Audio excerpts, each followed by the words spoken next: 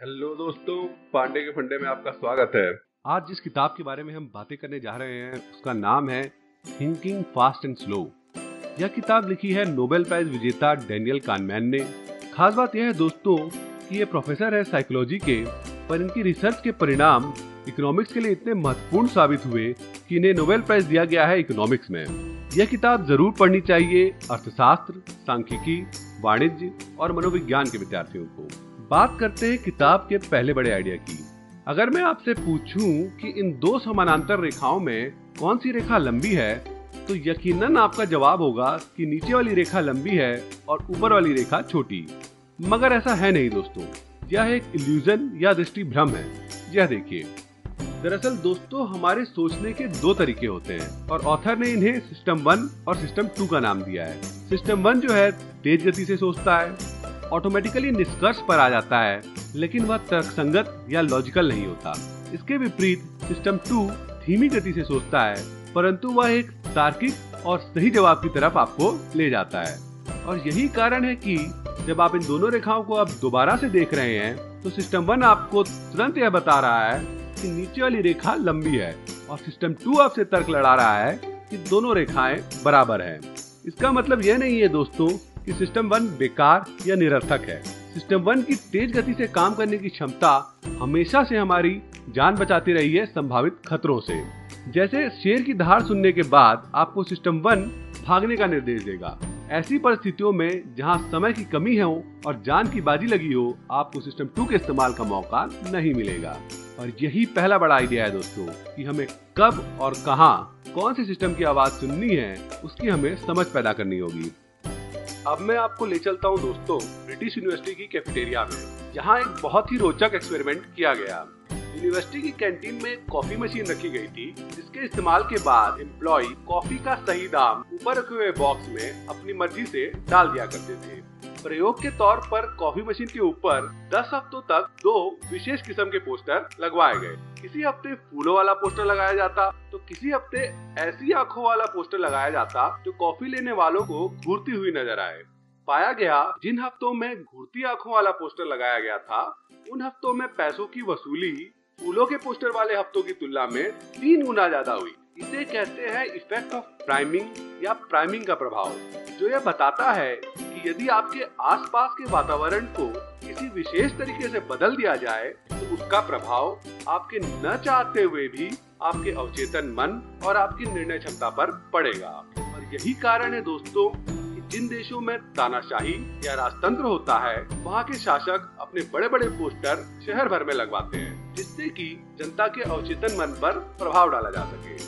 अगर मैं आपसे पूछूं कि सबसे बड़े चीड़ के पेड़ की ऊंचाई 1200 फीट से ज्यादा होनी चाहिए या कम, और दूसरा सवाल मैं पूछूं कि आपके हिसाब से सबसे ऊंचा चीड़ का पेड़ कितना ऊंचा होना चाहिए, यही सवाल पहले गुट के लोगों से पूछा गया और दूसरे गुट के लोगों से पूछा गया कि सबसे ऊंचे चीड़ के पेड़ की ऊंचाई 180 फीट से ज्यादा होनी चाहिए या कम, और उनके हिसाब से सबसे ऊंचा चीड़ का पेड़ कितना ऊंचा होना चाहिए।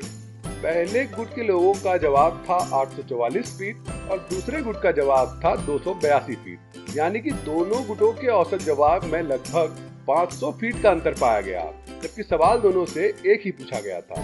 इसे कहते हैं एंकरिंग का प्रभाव। सेल्समैन इस नियम को बड़ी अच्छी तरह से जानते हैं और बड़ी अच्छे ढंगों से इस्तेमाल करते हैं। खास तौर से अगर उन्हें इन दो बातों का पता हो कि खरीदने वाले को सामान के दाम का कितना अंदाजा है और वह कितने पैसे खर्च करने को तैयार है।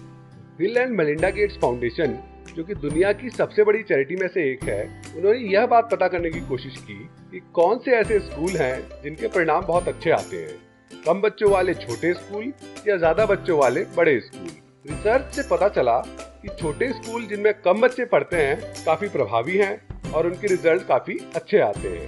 इसी आधार पर चैरिटी ने छोटे स्कूलों पर अरबों रुपए खर्च कर डाले। आपको भी यह काफी तर्कसंगत लग रहा होगा कि कम बच्चों में शिक्षक ज्यादा ध्यान दे पाते होंगे और परिणाम बेहतर आते होंगे।